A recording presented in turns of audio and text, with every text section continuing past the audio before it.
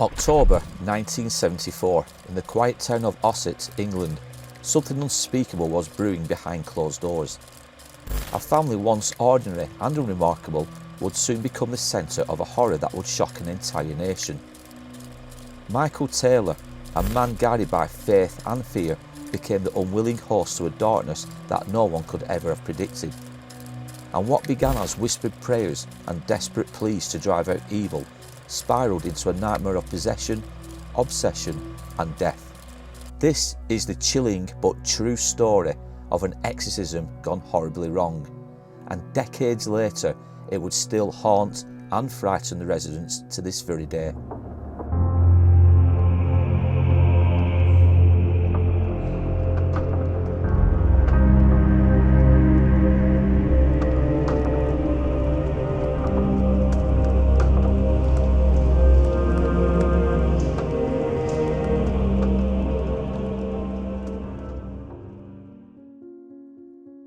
Michael Taylor was born on the 21st of September 1944 to parents Robert and Kathleen Taylor.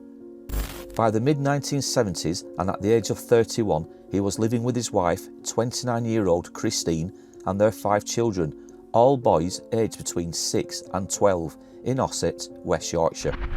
To neighbours, they were an ordinary family, but behind closed doors, Michael had been struggling. Suffering from a serious back injury, Michael found work very hard to come by. Struggling to provide for his family, he would slip into bouts of depression, and his moods would grow even darker, his behaviour unpredictable.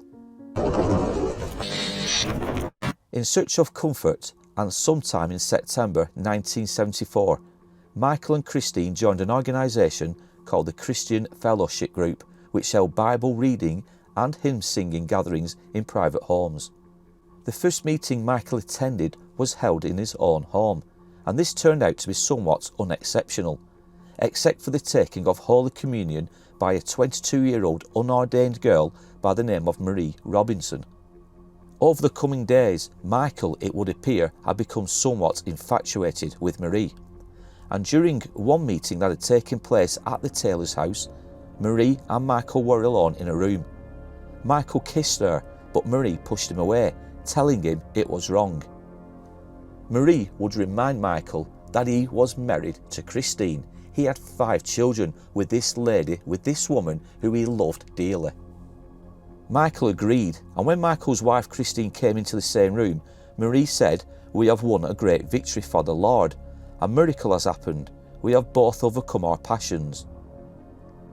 Immediately after this, Michael's demeanour totally changed. He had a wild look in his eyes. He erupted. Marie began to speak in unintelligible language. It was spoken in religious texts, and Michael replied, speaking this same terminology, these same phrases, these same words. Out of fear, Marie screamed at him, and again this was done using words and sentences of religious text. This ignited fury in Michael, and he lashed out at Marie, slapping her face numerous times. Christine tried to push her husband away, but the attack continued until both Marie and Michael were at the opposite side of the room. By this time, Michael was crouching over Marie in a menacing way. Marie would later go on to say that if she hadn't shouted out the name of Jesus, she would most certainly have died in that room. Bizarrely, Marie returned to the Taylor's home the following day. Christine met Marie at the door, saying, "Please go, I still want to be friends with you, but I must get Mike and you apart." That same day, Michael went to yet another meeting of the group, but this time in Barnsley, and this was also attended by Reverend Peter Vincent, the vicar of St Thomas's Church at Garber. Michael went on to explain to Reverend Vincent what had occurred in his own home the day before, and the Reverend told Michael it was necessary that a prayer must be made.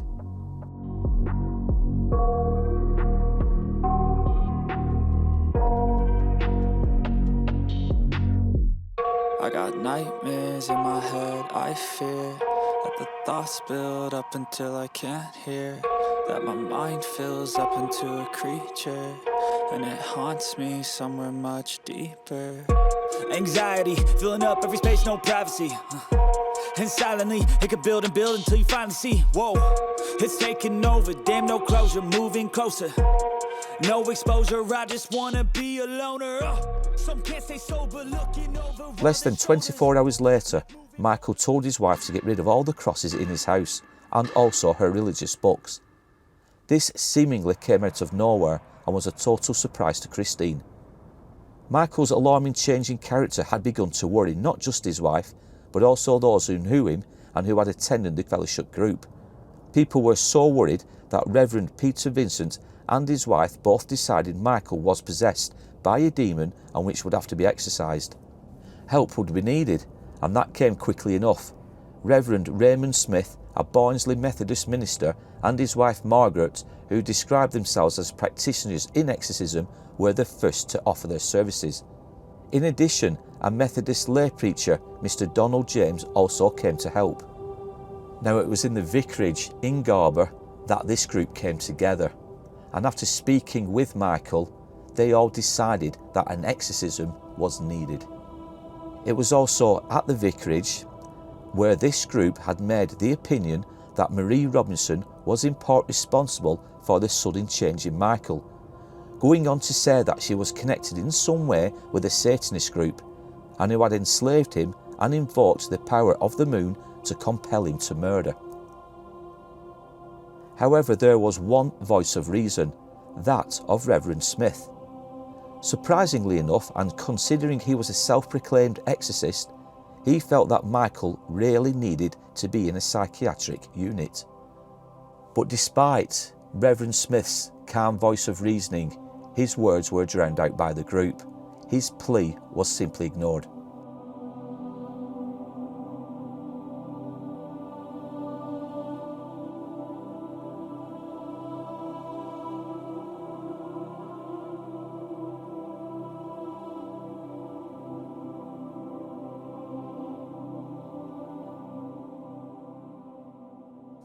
And so, on the night of Saturday the 5th of October 1974, the group prepared for an exorcism.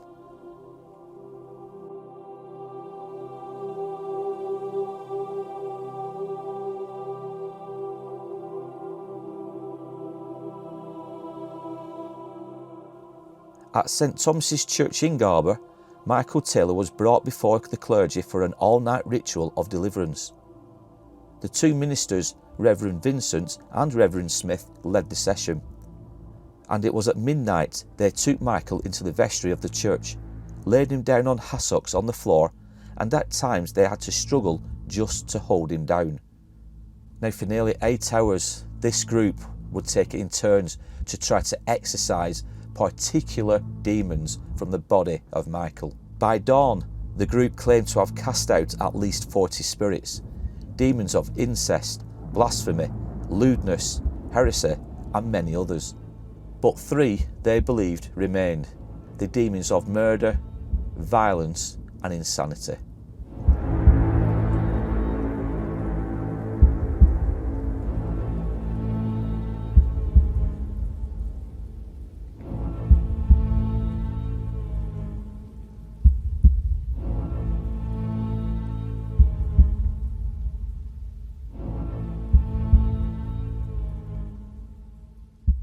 Despite this chilling admission, it was around 6 AM when they believed they had done all they could for Michael. However, before departing to make their way back home, Margaret Smith, Reverend Smith's wife, told the small group that she had word from God, saying that if Michael had returned home that morning, he would murder his wife and children. Those gathered around decided at that point that psychiatric treatment was indeed necessary. They actually made an effort at that time to contact a mental welfare officer, but it wasn't successful. And within hours, tragedy struck.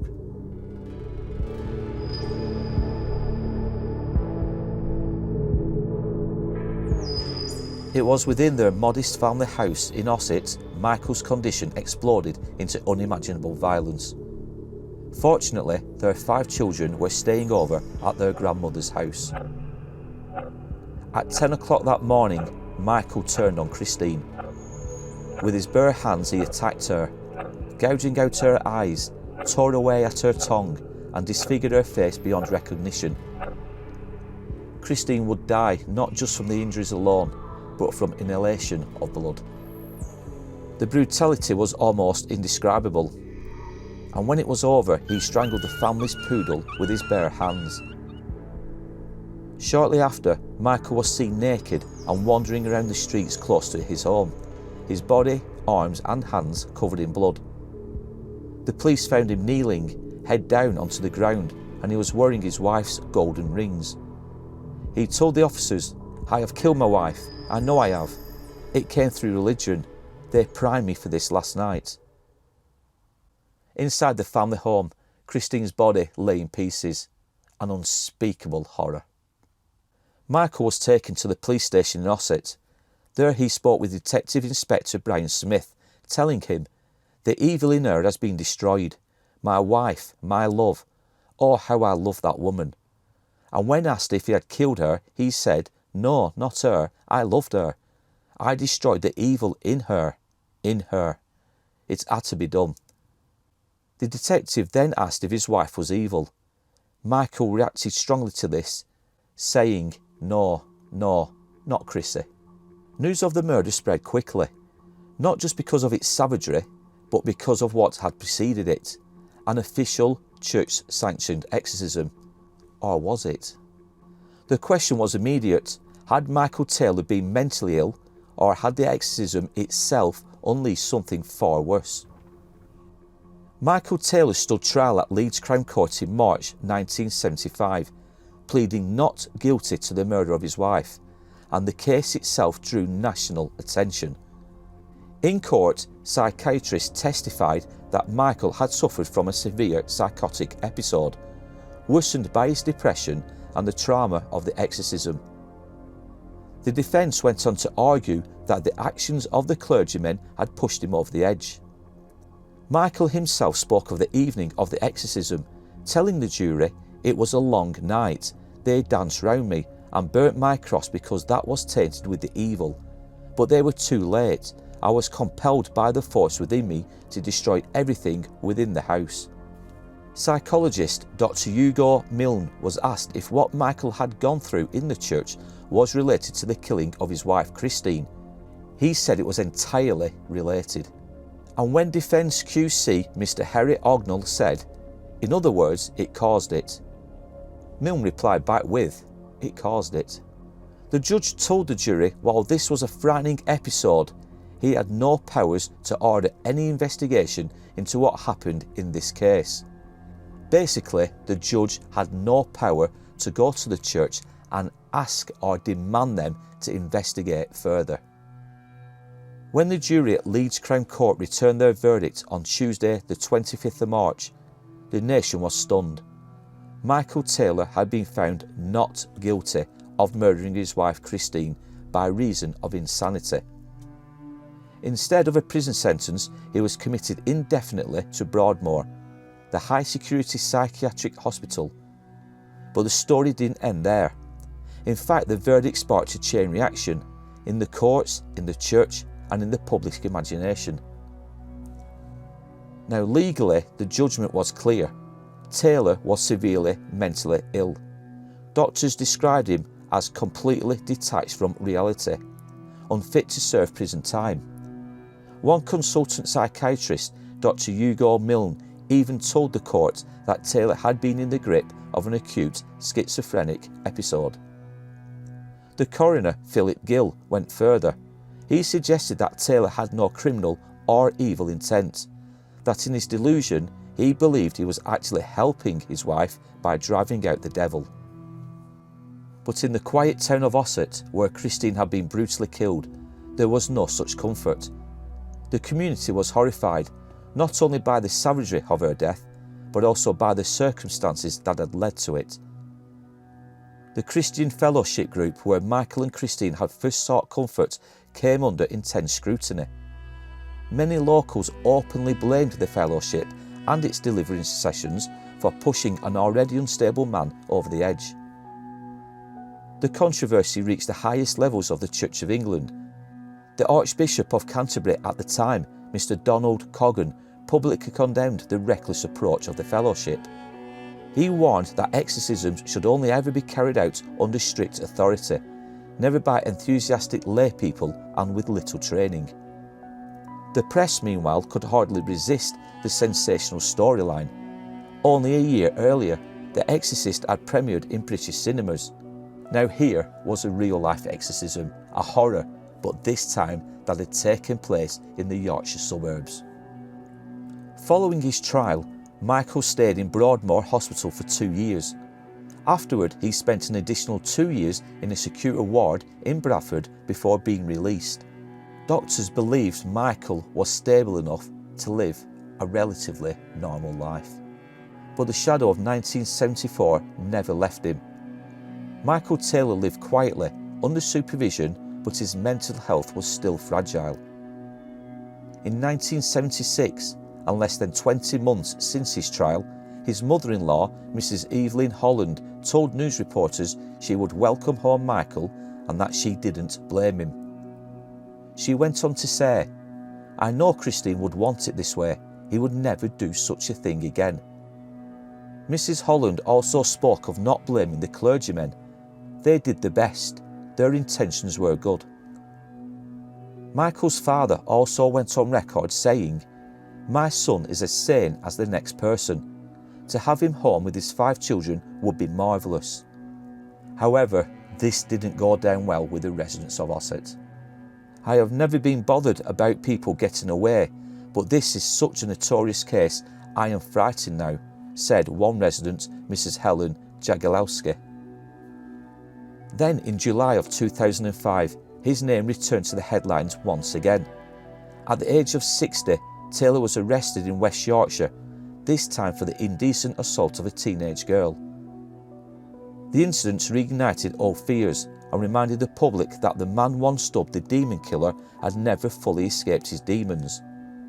Now at the very heart of this extraordinary case lies a 22-year-old woman by the name of Marie Robinson.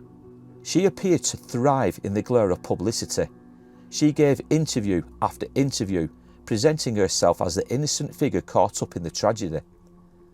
In the months that followed the trial, her face became familiar sight on front pages across the country, retelling the build-up to Michael Taylor's fateful exorcism and the brutal murder of his wife Christine.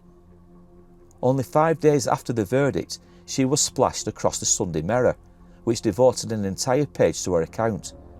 And by December that same year, she was back in the headlines once more, this time to announce her engagement to Brian Rose. But as the years passed, one question has always lingered. Was Marie Robinson truly an innocent bystander, or did her role in all this run far deeper than she ever admitted? For many, the tragedy of Christine Taylor's death was not only the act itself, but the questions it left behind.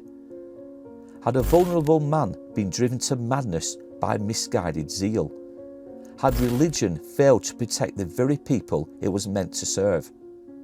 And perhaps most chilling of all, had Christine's death been preventable?